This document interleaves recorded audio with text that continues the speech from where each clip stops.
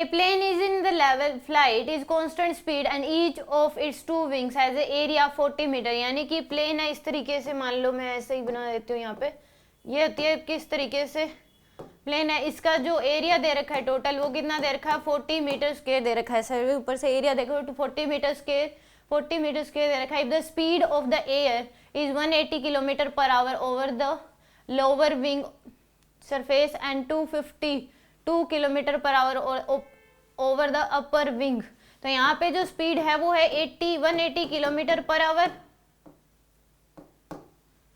Sorry नीचे है ये वाली स्पीड जो है, या कहाँ पे नीचे की तरफ इसके वो कितनी दे रखी है, यानी कि ये प्लेन है उसके नीचे जो स्पीड है वो 180 किलोमीटर पर आवर, यानी कि 5/18 से मल्टीप्लाई कर दो कितनी हो जाएगी 50 मीटर पर सेकेंड। और ऊपर जो स्पीड है विंग्स के ऊपर जो स्पीड है वो कितनी आपके पास 252 इंटू में 5/18 कर दो तो ये आ जाएगी आपके पास 70 मीटर पर सेकेंड। कितनी आ जाएगी 70 मीटर पर सेकेंड। यानी कि प्लेन के ऊपर जो स्पीड होती है वो ज़्यादा होती है, नीचे स्पीड क्या होती है कम होती है। नीचे प्रेशर ज़्यादा होता है, ऊपर प्रेशर क्या होता है कम, तभी वो क्या होती है उड़ पाती है। जो प्रेशर डिफरेंस है वो क्या करता है उसके वेट को बैलेंस करता है, तभी वो उड़ पाती है हवा में। और हमें पता है कि फ्लोइंग लिक्विड कम प्रेशर लगाती है स्टील लिक्विड से, तो यहाँ पे या फिर स्टील एयर जो है नीचे की तरफ तो रुकी हुई है, वह ऊपर क्या रही है चल रही है, तो नीचे की जो प्रेशर है वो ज़्यादा होगा ऊपर का कम होगा, तभी वो ऊपर की तरफ उड़ पाती है।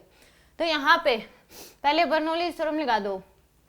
ऊपर का प्रेशर मान लो P1, यहाँ का प्रेशर क्या है P1, यहाँ का क्या है आपके पास P2, तो P1 प्लस में half rho V square equal to क्या हो जाएगा पोटेंशियल एनर्जी तो 0, तो P2 प्लस में हाफ रो V2 का, ये V1 का स्क्वायर ये V2 का स्क्वायर, ये आपके पास V1 ये क्या है V2।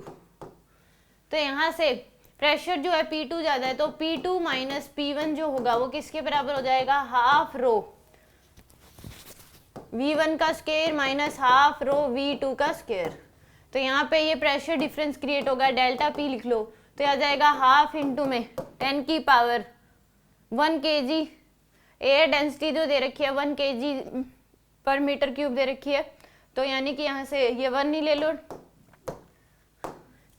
1 इंटू में ये आ जाएगा V1 यानी कि 70 का स्क्वायर माइनस 50 का स्क्वायर, तो डेल्टा P की जो वैल्यू है वो आ जाएगी हाफ इंटू में ये आएगा 4900 माइनस 2500, तो ये आ जाएगा 0042 डिवाइड बाई 2 यानी कि 1200। ये आपके पास डेल्टा P की वैल्यू आ गई।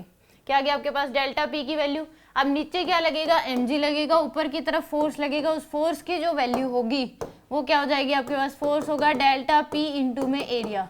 क्या हो जाएगा डेल्टा P इंटू में एरिया। जो प्रेशर डिफरेंस क्रिएट हुआ है उसकी वजह से ऊपर की तरफ एक फोर्स लगेगा, नीचे mg, तो यहाँ पे डेल्टा P इंटू में एरिया इक्वल टू क्या हो जाएगा आपके पास mg के।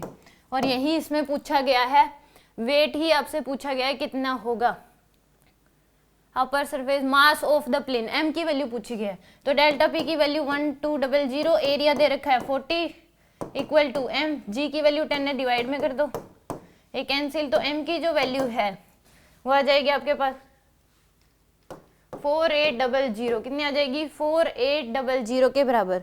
तो इसका जो आंसर आएगा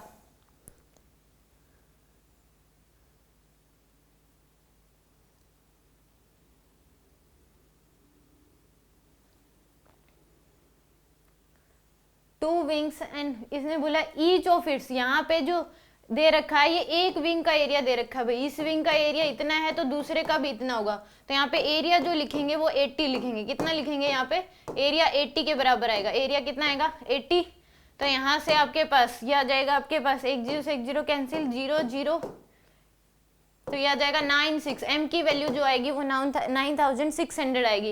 मैंने यहाँ पे देखा है कि इस केस में each of its two wings है, एक का एरिया 40 है तो टोटल एरिया 80 हो जाएगा। टोटल एरिया कितना हो जाएगा 80, तो इसका आंसर आएगा 9600 kg। ये आपके पास इसका क्या होगा आंसर होगा।